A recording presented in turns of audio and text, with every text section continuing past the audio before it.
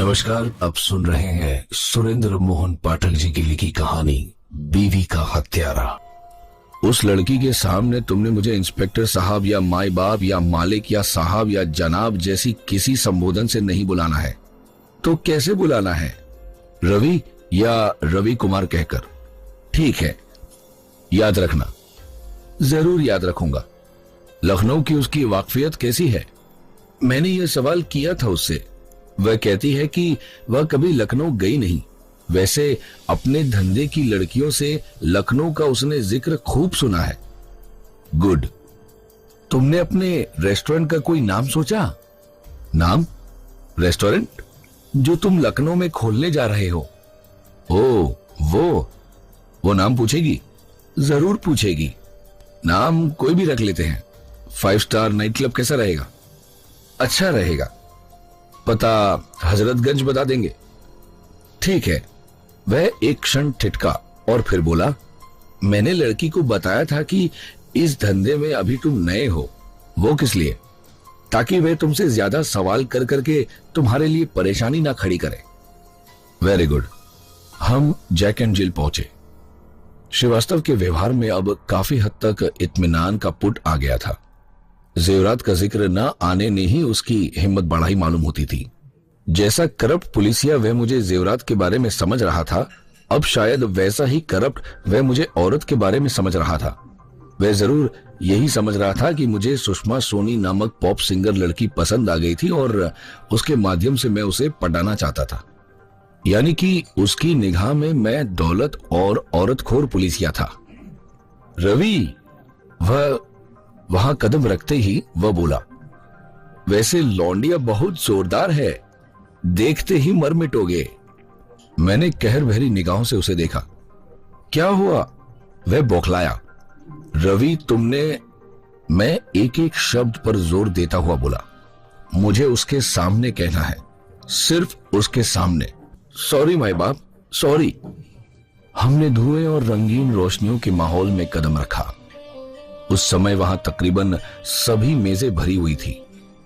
वहां एक कोने में डांस फ्लोर था, लेकिन उस पर डांस करने वाला कोई नहीं था।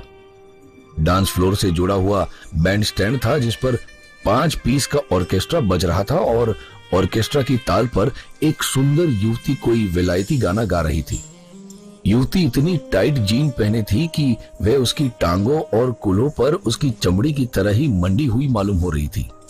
वह एक सफेद रंग का झालरों वाला ब्लाउज पहने थी जो उसकी पसलियों के ऐन नीचे आकर खत्म होता था। जीन और ब्लाउज के बीच उसका गोरा चिकना शरीर नंगा था। बड़ी मुश्किल से हम एक खाली टेबल तलाश कर पाए। यही सुषमा सोनी है, श्रीवास्तव ने मुझे बताया। मैंने सहमति में सिर हिलाया। मैंने अपना पैकेट निकालकर एक सिगरेट सुलगा दिया। श्रीवास्तव को मैंने सिगरेट ऑफर करने की कोशिश न की। मैंने देखा कि लड़की गा कम रही थी और नाच ज्यादा रही थी। माइक के सामने खड़ी वह पारे की तरह थिरक रही थी और किसी एक्रोबैट की तरह हाथ, पांव और जिस्म को झटक रही थी। अपनी छातियों को तो वो पूरे पूरे अश्लील ढंग से झटके दे रही थी और बाकी जिस्म की हरकतें भी ऐसी थी जैसे वह स्टेज पर खड़ी न हो बल्कि अभिसार शैया पर लेटी हो। मुझे विलायती गायन की समझ नहीं। गा तो भगवान जाने वो कैसा रही थी, लेकिन अपने रूप और यौवन से वे वहां पूरी कामयाबी से कैश कर रही थी। वहां मौजूद अधिकतर लोग उसके गाने पर नहीं, उसके अंग संचालन पर मर रहे थे। कुछ तो साफ साफ लार टपका रहे थे। आखिर गाना तो वो घर बैठकर टेप या ग्रामोफोन पर भी सुन सकते थे। मैंने कलाई घड़ी पर निगाह डाली। 10 बज चुके थे। तभी गाना खत्म हुआ। लोगों ने तालियां बजाई। गायिका ने सबका इतना नीचे झुककर अभिवादन किया कि उसके उरोजों की घाटियों के बीच से उसकी नाभि तक दिखाई दी। फिर वह स्टेज के पीछे कहीं गायब हो गई। मैं उसे बुलाकर लाता हूं, श्रीवास्तव तुरंत उठता हुआ बोला। मैंने सहमति में सिर हिलाया। श्रीवास्तव मेजों के बीच से गुजरता हुआ स्टेज की तरफ बढ़ गया।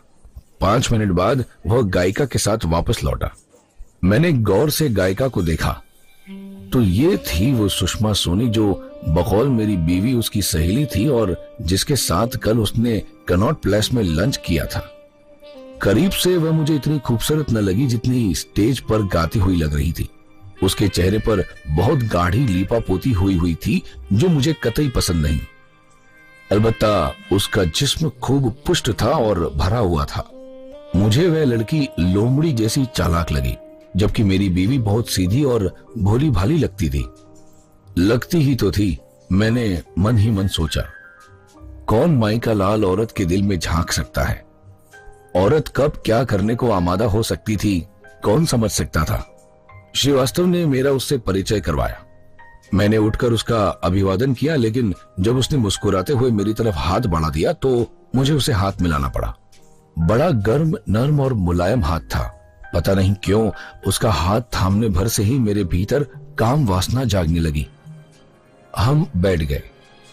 कहिए जनाब, अपना निचला होठ चुबलते हुए वह खनकती सी हंसी में बोली, कैसा है आपका लखनऊ शहर?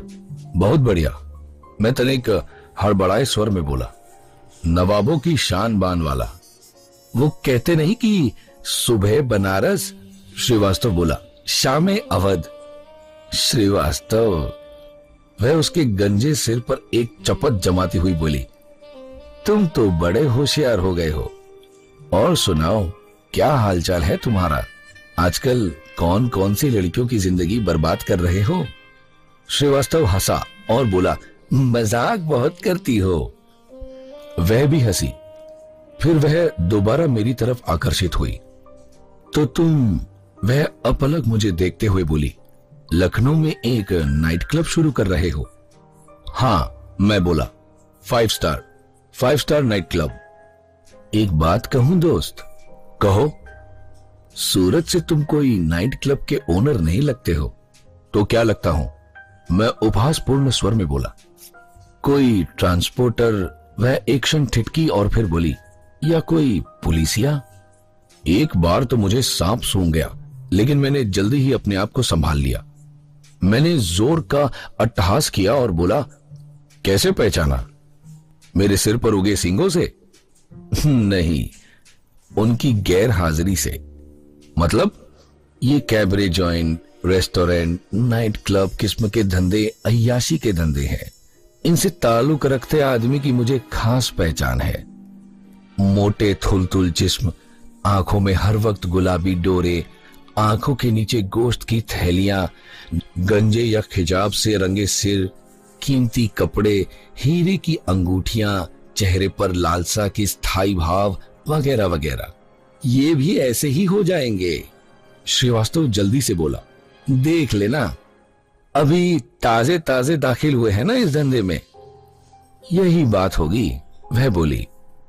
मेरी जान में जान आई। लेकिन लड़की वाकई बहुत चालाक थी और बहुत दुनिया देखे हुई थी। मुझे वह लड़की पसंद आने लगी। मेरी उस भावना के पीछे अहम वजह जरूर यही थी कि मैं अपनी बीवी से खफा था। श्रीवास्तव, एकाएक वो निहायत मीठे स्वर में बोली, यस बेबी।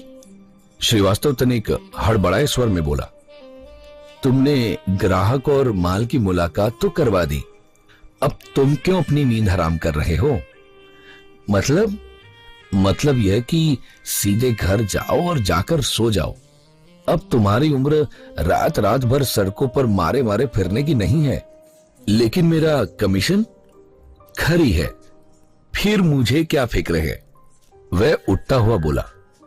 उसने मुझसे हाथ मिलाया, सुषमा का नंगा कंधा थपथपाया और वहां से विदा हो गया। ड्रिंक विंक करते हो या नहीं? सुषमा ने उसके जाने के बाद मुझे पूछा। सभी कुछ करता हूं, मैं बोला, ड्रिंक भी व्रिंक भी। अब ये की ना तुमने नाइट क्लब ओनरों जैसी बात। मैं हंसा।